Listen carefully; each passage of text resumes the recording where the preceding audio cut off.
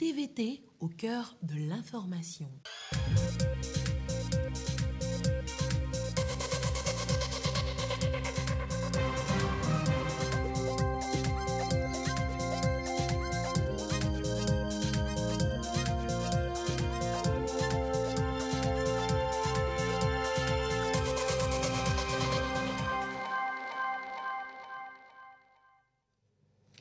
Bonsoir à toutes et à tous, bienvenue dans ce journal.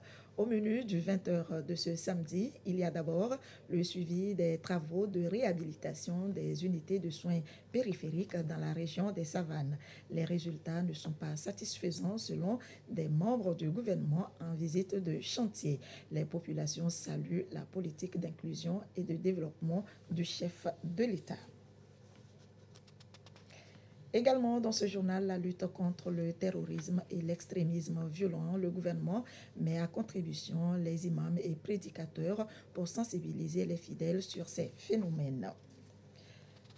C'est fini pour la semaine de l'enseignement technique et de la formation professionnelle. Ce sous-secteur a fait montre de son savoir-faire à travers production et projets présentés. Et puis la 37e édition du championnat militaire et paramilitaire de football. L'événement a connu son apothéose ce vendredi avec le sacre de la police nationale. Les temps forts à suivre en fin d'édition. Voilà pour les titres. D'abord, les activités à la primature. Madame le Premier ministre Victoire Toméga Dobé a conféré cette semaine avec le directeur régional Afrique de l'Ouest de la Société financière internationale. Plusieurs sujets ont été abordés. Arnold Kiliou. Stratégie élaborée pour accroître l'accès au financement et un meilleur accompagnement des PME-PMI sont explorées au cours de l'entrevue accordée par Madame le Premier ministre au directeur régional Afrique de l'Ouest de la Société financière internationale SFI. J'ai pu faire part à Madame le Premier ministre d'une initiative lancée récemment par la Société financière internationale qui s'appelle l'initiative d'accompagnement champions nationaux, qui nous permettra d'avoir un accompagnement serré aux entreprises détenues par les capitaux locaux, les Togolais, pour leur permettre de se développer. Nous voulons aussi faire des efforts particuliers pour accompagner les promoteurs de projets locaux dans plusieurs secteurs d'activité. Nous avons discuté de l'approche et nous sommes donné rendez-vous à la fin de l'année pour faire le bilan sur un certain nombre de progrès qui ont été réalisés. Je retiens la ferme volonté de Madame le Premier ministre vraiment pour poser un bon diagnostic et trouver les pistes de solutions pour l'accès au financement, et nous avons convenu que nous allons continuer à appuyer l'initiative du gouvernement et essayer de relever les défis ensemble. La SFI, au-delà de son rôle traditionnel de financer et d'accompagner le secteur privé, l'institution financière du groupe de la Banque mondiale met l'accent aujourd'hui sur les entreprises détenues par les femmes. Partons tout de suite pour la région des Savanes où des unités de soins périphériques sont en cours de réhabilitation. Les travaux n'avancent pas en fonction du cahier de charges des entreprises. Constat fait par des membres du gouvernement lors d'une visite de chantier. Sur place, Gérard Laboutou. Les sites retenus pour accueillir les travaux du projet Sécu, service de santé essentiel de qualité pour une couverture sanitaire universelle, ont été remis aux entreprises en octobre 2022. Durée d'exécution, 4 mois. Et pour constater le taux de réalisation des ouvrages, les membres du gouvernement, accompagnés d'une équipe de techniciens et de missions de contrôle, ont visité 30 formations sanitaires sur les 60 retenues dans les 7 préfectures de la région des Savanes.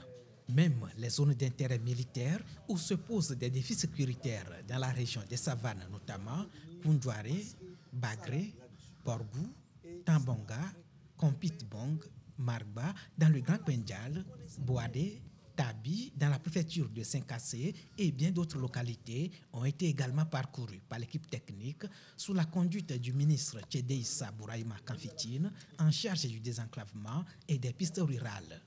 Au-delà des travaux de construction, certains bâtiments qui datent même des années 1940 sont concernés par la réhabilitation, Et à l'issue d'une semaine de visite de chantier projet Sécu dans la région des Savanes, il faut dire que le constat est mitigé. D'une manière générale, sur l'ensemble des chantiers, c'est d'abord le retard qui a été constaté et une mauvaise organisation, un mauvais approvisionnement des chantiers qui donc explique le fait que jusqu'à présent, 5 mois après, les travaux ne sont pas encore achevés. Heureusement, nous avons certains sites sur lesquels nous sommes en voie de les terminer et donc de pouvoir les réceptionner. Mais il faut dire que pour plus de la moitié des sites visités, il y a encore beaucoup à faire. En plus de la lenteur, les travaux n'ont pas totalement répondu aux normes de qualité prévues dans le cahier de charge. Plomberie, électricité, gros œuvres, revêtements et endus, menuiserie et dans bien d'autres compartiments, des irrégularités ont été touchées du doigt et des recommandations adressées aux entreprises. Quand nous parlons de la santé de nos populations, nous avons l'infrastructure qui accueille. Dans l'infrastructure qui accueille, nous avons des équipements qui vont être déployés à la suite de ces réhabilitations. Nous avons les ressources humaines qui vont être renforcées pour améliorer la prise en charge des populations. Il est normal que la qualité soit une exigence. Les équipes de techniciens ont vraiment fait un très bon travail en relevant tout ce qui ne va pas, en attirant l'attention du bureau de contrôle et des entrepreneurs pour qu'à la fin, nous ayons des réceptions techniques sans réserve. Ça, c'est une exigence et ça, c'est un point sur lequel nous ne transigerons pas. Tous les moyens seront donc mis à profit pour le renforcement du système de santé accessible par tous, de qualité, robuste et résilient face aux crises, conformément à la feuille de route Togo 2025. La paix et la sécurité, le socle qui soutient le développement. Et dans chaque localité, les membres du gouvernement ont échangé avec les autorités locales en vue d'impliquer davantage les populations dans la coproduction de la paix en collaborant étroitement avec les forces de défense et de sécurité, toujours déterminées à combattre l'extrémisme violent et le terrorisme dans la région des Savanes. Et malgré le faible taux d'exécution des travaux, les bénéficiaires savourent bien déjà les prémices du projet de réhabilitation des USP et jettent des fleurs au chef de l'État, Faure Sozimna Gnassingbé, pour sa politique d'inclusion et de développement. Gérald Laboudou. Le projet Sécu, service de santé essentiel de qualité pour une couverture sanitaire universelle au Togo, est en marche pour accompagner la mise en œuvre des initiatives de renforcement de la résilience des populations de la région des Savanes, programme PURSE. La première phase du projet Sécu, orientée vers la construction de nouvelles infrastructures, la réhabilitation et le renforcement du plateau technique, a démarré en octobre 2022. Et déjà, les populations bénéficiaires saluent la volonté du chef de l'État pour le bien-être de tous. Il ne parle pas, mais il agit. Parce que ce que nous avons vu sur le programme, vraiment, les mots me manquent. Les travaux ont changé l'USP d'État Kwamba. La réalité, on la vit maintenant. Tout le monde doit être solidaire derrière le chef de l'État. Nous comptons sur lui. Comme il compte sur nous aussi. C'est bon, on n'a jamais vu de telles choses. Le chef de l'État, il a fait beaucoup. Il n'a qu'à continuer dans ce sens. Si les enfants tombent malades et tu n'as pas l'argent, ce coup là sur RSA bien. Si les femmes enceintes pour partir à l'hôpital, RSA aussi. Donc tout ça, il a bien fait. Que ce soit au sein du personnel soignant ou encore des COGES, on se réjouit du projet Sécu, également inscrit au programme P3 relatif à la mise en œuvre d'une couverture sanitaire universelle conformément à la feuille de route gouvernementale Togo 2025. Avant, il n'y avait pas les carreaux. Et maintenant, là, on a vu, ils ont mis les carreaux. À voir le programme Sécu, ce qu'il a fait, je pense que les accouchements, la consultation, la population va en bénéficier. Nous remercions sincèrement le chef de l'État, son Excellence, M. Faure Sozimna Gnassingbé, pour sa bonne volonté de penser à nous et penser à la santé de sa population. Les gens du Ghana viennent, le Burkina vient. Avec les travaux même qu'on a débutés, malgré que nous sommes partis rester à la maternité, ça a encore attiré beaucoup de malades envers nous et les accouchements. Ils sont contents. Nous sentons un changement à venir. Nous souhaitons que l'entreprise double l'effort pour que ça finisse vite. Pour l'heure, le taux d'exécution des travaux va de 20% à 80% dans les 60 formations sanitaires bénéficiaires du projet Sécu pour le compte de la région des Savanes. La lutte contre le terrorisme et l'extrémisme violent se poursuit. Au Togo, les populations sont appelées à collaborer avec les forces de défense et de sécurité. Imams et prédicateurs doivent également jouer leur partition en sensibilisant les fidèles musulmans. Issaka Aruna. Depuis la première attaque terroriste en 2022 au nord du Togo, chaque Togolais est convié à s'impliquer dans le combat contre les forces du mal.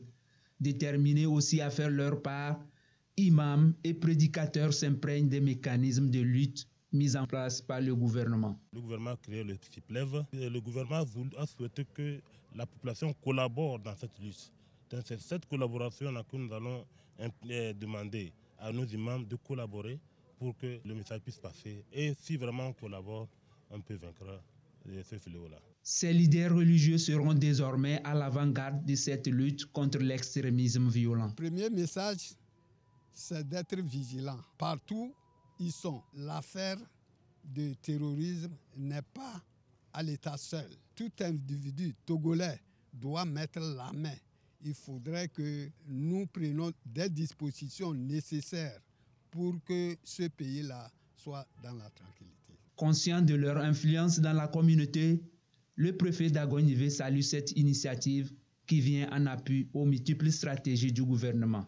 C'est l'occasion que tous les citoyens prennent conscience de leur rôle à jouer. Et le rôle à jouer, c'est d'abord de revenir à un comportement de bons citoyens, respectant la loi, les autorités et les institutions, d'établir une relation de franche collaboration avec les forces de défense et de sécurité en matière d'information et en matière d'appui dans la lutte contre ce phénomène. Cette mission supplémentaire que vont porter désormais ces imams et prédicateurs est également recommandée par la religion islamique, une religion dans laquelle la paix et l'harmonie au sein de la communauté sont promues. Venons-en à la semaine de l'enseignement technique et de la formation professionnelle. Les activités ont été clôturées ce vendredi au lycée technique d'Adidogomé à Lomé. Les apprenants de ce sous-secteur ont montré leur talent. Production et projets ont été présentés. Esther Diato, Clarisse Attiklé. Des rues bien tracées, les eaux de ruissellement soigneusement drainées vers un bassin de rétention. Résultat, zéro inondation. C'est le nouveau visage du quartier à Tiégou, à Lomé. C'est un projet conçu par un groupe d'élèves du lycée d'enseignement technique et professionnel d'Atiégou. On a prévu faire un petit caniveau avec des bassins de retenue d'eau qui se trouve au bord d'une rivière de Zior qui se dirige vers Diaglé. C'est notre réalisation pour soulever les problèmes parce qu'au fur et à mesure du temps de la pluie, les élèves n'ont pas accès à l'établissement LETP à Tiégou. Il est présenté à l'apothéose de la deuxième édition de la semaine de l'enseignement technique et de la formation professionnelle, tout comme cette moto tout-terrain de marque Kézier, conçue par les jumeaux Arnaud et Willy. Elle est plus adaptée à nos routes, donc c'est une moto tout-terrain en fait. Le matériel que nous avons utilisé pour faire ce tangent, ce sont des matériels de récupération. Nous avons utilisé des tuyaux Gava, des tubes rectangles, tubes carrés. Nous avons utilisé aussi des tôles, du plastique, un peu de tout qui vient de la récupération. La moto a pour source d'énergie le carburant, l'essence. C'est un moteur thermique. Avec 2 litres d'essence, vous pouvez parcourir au moins 100 km. Du 9 au 17 mars 2023. Une semaine donc pour montrer les talents, les compétences et le génie créateur des apprenants sur l'ensemble du territoire. Le ministère délégué, chargé de l'enseignement technique et de la formation professionnelle, y trouve un excellent moyen pour renforcer la communication autour de ce sous-secteur et sur les opportunités qu'il offre. La semaine de l'enseignement technique et de la formation professionnelle apparaît comme une importante période d'évaluation de la veille pédagogique et technologique active mise en place par le META en matière de créativité et d'ingéniosité de nos apprenants en vue de procéder aux innovations nécessaires. Depuis la première édition, l'effectif des apprenants du système de l'enseignement technique et de la formation professionnelle a connu une croissance exponentielle avec à la clé la formation en alternance et le placement des apprenants en stage dans les entreprises. En matière de qualité, les centres ayant expérimenté les nouveaux référentiels de compétences et placé leurs apprenants en stade de formation dans les entreprises cueillent déjà les fruits de la qualité. Plus de 12 037 apprenants ont été placés en stage cette année, conformément aux engagements du ministère. À l'apothéose de cette semaine de l'enseignement technique, l'engagement des entreprises s'est davantage manifesté par des signatures de conventions avec le patronat, la société civile, les chambres régionales de métiers. Les entreprises ont manifesté leur volonté d'accompagner les apprenants afin qu'ils aient les compétences nécessaires à faire valoir sur le marché de l'emploi. Dans le même contexte, les meilleures productions et projets ont été primés, des récompenses distribuées aux lauréats qui ont fait preuve de créativité et d'innovation. Edwige Atapa Bassabi, reportage présenté par Christine Pétcheki-Alodé. Ils sont les lauréats du concours Génie en herbe de la semaine de l'enseignement technique édition 2023. Esther et Dominique font partie des heureux gagnants. Le premier propose une école intelligente dotée d'une sonnerie automatique, d'un système d'empreinte pour contrôler la présence des élèves ainsi que ceux des professeurs. Le second propose un nouveau quartier d'assainissement. Notre projet, premièrement, c'est pour promouvoir la jeunesse togolaise dans l'innovation technologique. J'ai réalisé une maquette d'un quartier et le quartier c'est l'ETP Atiego. Donc du coup, ce quartier est représenté à échelle 425e. Les élèves de l'ETFP ont fait montre de leur talent sur scène. Des danses et sketchs, entre autres. Mes amis, et c'est pas fini. La semaine de l'ETFP a été instaurée dans la dynamique de mieux porter et générer une main-d'œuvre compétente et qualifiée et répondre au mieux aux besoins du marché du travail. C'est une occasion pour nous de sensibiliser et d'informer au maximum l'opinion publique, l'opinion nationale sur les opportunités qu'offre le sous-secteur de l'enseignement technique et de la formation professionnelle. Le gouvernement togolais s'est engagé à travers la feuille de route Togo 2025 à faire du Togo un pays émergent avec une croissance économique inclusive et durable. Le sous-secteur de l'ETFP a été identifié comme un des leviers de cette croissance. La stratégie d'insertion professionnelle des sortants de l'ETFP, l'orientation, la création de nouvelles filières porteuses, la formation initiale des formateurs à l'INFPP, le placement systématique des apprenants en stage, la formation par alternance, la promotion du sous-secteur à travers la célébration de la semaine de l'ETFP. L'événement a regroupé toutes les parties prenantes du système de l'ETFP, notamment les collectivités territoriales et les partenaires techniques et financiers. Les distinctions honorifiques ont été décernées à plusieurs anciens de l'enseignement technique pour leur dévouement à la nation. Tout autre chose, la promotion des énergies vertes. À ce propos, justement, l'entreprise Kia Energy Group a mis sur pied une fondation pour le développement socio-économique des populations vulnérables dans le domaine des sciences et technologies avec pour principale cible les femmes et les jeunes. Tchazina Mbaga nous en dit davantage. Constitué des initiales du nom de son fondateur Ketaoglo Yao Azuma, Kia Energy Group est une entreprise togolaise à vocation internationale spécialisée dans le solaire et l'efficacité énergétique. Elle ambitionne de permettre à chaque citoyen, aussi bien au Togo qu'en Afrique, de disposer d'au moins une unité énergétique verte, autonome et à un prix abordable pour ses besoins domestiques et ou professionnels.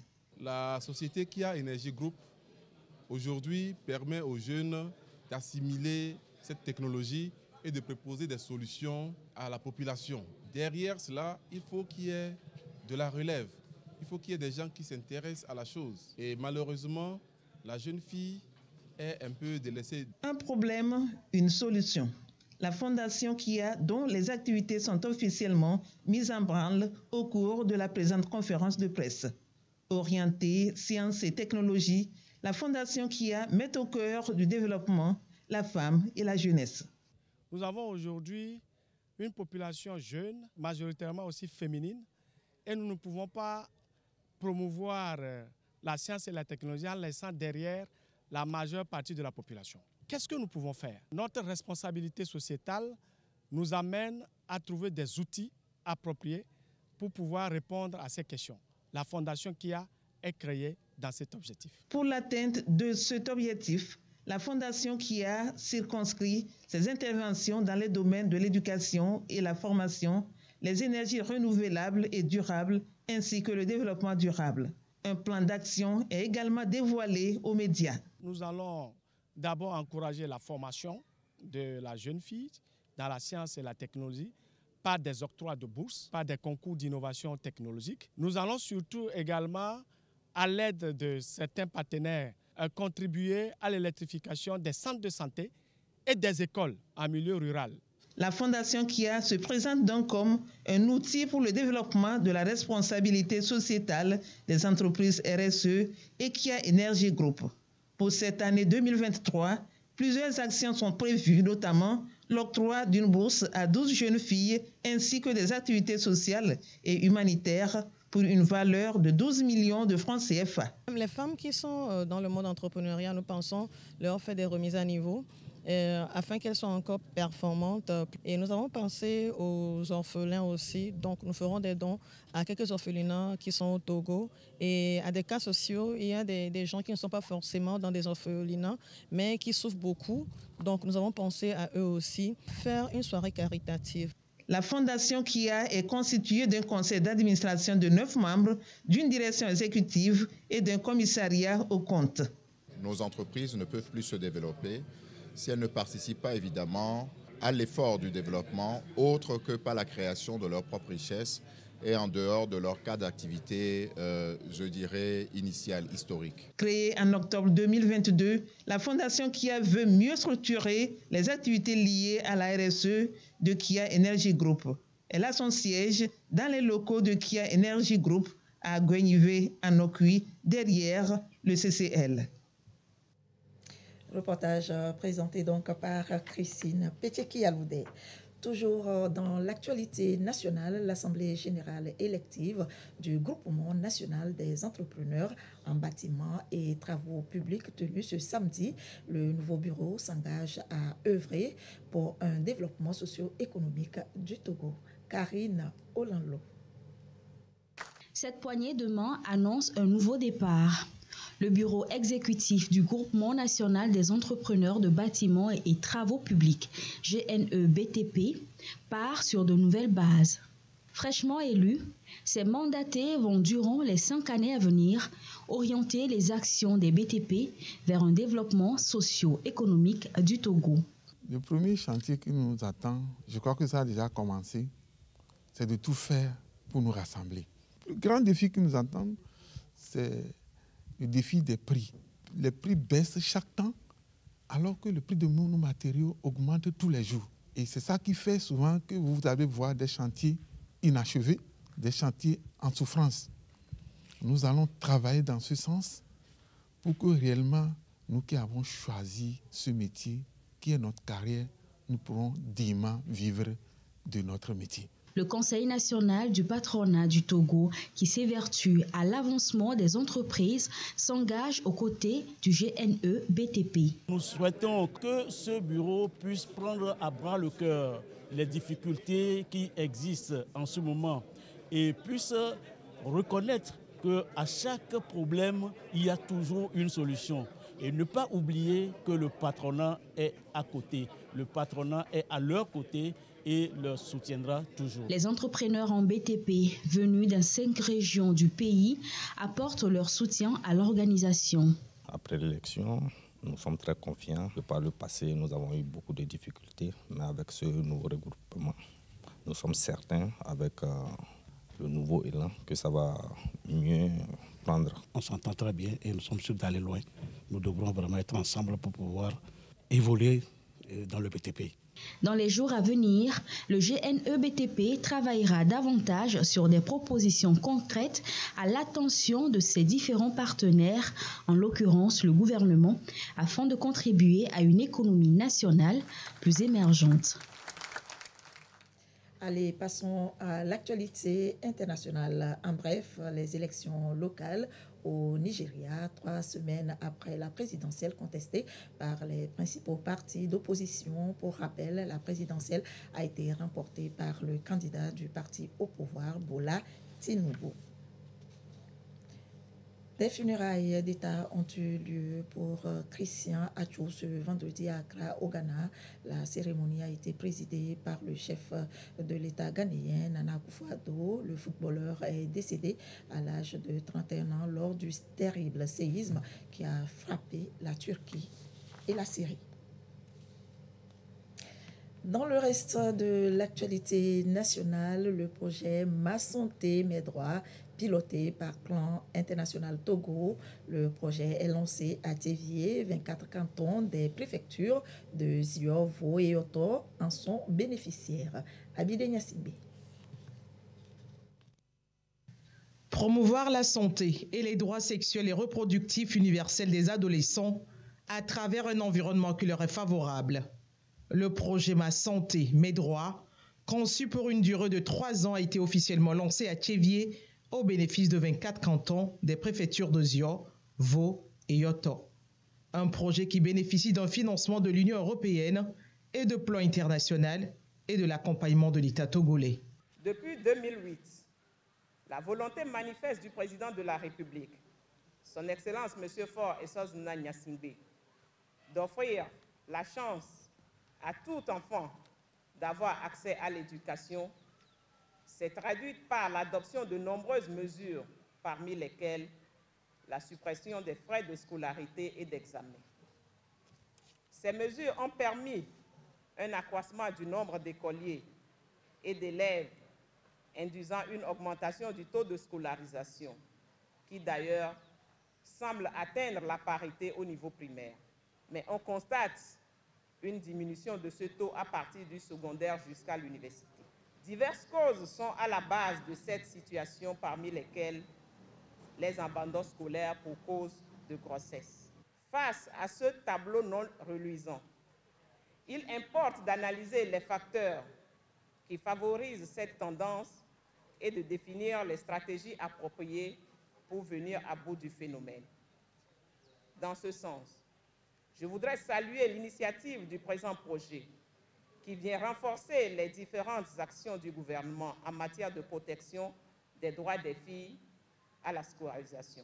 Ce projet a pour objectif d'assurer que les adolescentes, les jeunes filles, les jeunes femmes, qu'elles soient scolarisées ou non, ont accès à une éducation complète en matière de sexualité, qui soit respectueuse de nos valeurs et de la législation, mais qui leur permette d'avoir toutes les informations nécessaires pour pouvoir prendre des décisions qui concernent leur corps et leur vie sexuelle.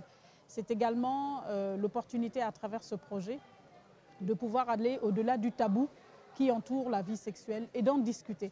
Et c'est une façon de lutter contre les grossesses précoces, les grossesses non désirées, qui est souvent source d'un abandon scolaire, particulièrement dans cette région du Togo. La charte du projet a été signée par les autorités des préfectures bénéficiaires, des ONG partenaires de mise en œuvre et plan international Togo. Le projet Ma Santé, Mes Droits devra contribuer à une couverture sanitaire universelle pour la santé et les droits sexuels et reproductifs des adolescents au Togo. Sport football, le championnat militaire et paramilitaire, la 37e édition, 3 semaines de compétition acharnée, clap de fin hier avec le sacre de la police nationale, victoire remportée 2-0 face à la gendarmerie. Sonia Meniko. La gendarmerie nationale, tout de bleu vêtue, échoue pour la 3e fois consécutive à quelques pas du trophée du championnat militaire et paramilitaire de football. Les gendarmes n'ont pas réussi à briser le signe indien face à la police nationale. Ils ont été battus 2-0 dans un match où ils étaient jusque-là dominateurs et contre le cours du jeu, les hommes en bleu concèdent l'ouverture du score à la 41e minute. 2 minutes plus tard, suite à une erreur défensive, les Verts doublent la mise. Police nationale 2, Gendarmerie nationale 0. Un avantage que va conserver la police nationale jusqu'à la pause. À la reprise, chacune des deux équipes se montre plus entreprenante. Le score restera inchangé au terme du temps réglementaire. Le représentant du commissaire général de l'Office togolais des recettes salue la combativité des équipes participantes qui dénote de la qualité de cette 37e édition du championnat. Le 37e championnat militaire et paramilitaire, la combativité, l'amitié, le respect et la passion étaient au rendez-vous. L'OTR voudrait témoigner sa reconnaissance de près ou de loin à toutes les personnes qui ont participé au triomphe de cet événement. L'ambition de l'état-major général des forces armées togolaises est d'améliorer ce championnat chaque année pour en faire un tournoi d'exception tant au niveau du confort de jeu que de la qualité des prestations offertes. Je vous adresse ma respectueuse gratitude pour l'honneur que vous nous faites en entretenant la flamme du sport allumée par le président de la République, chef des armées, son Excellence, M.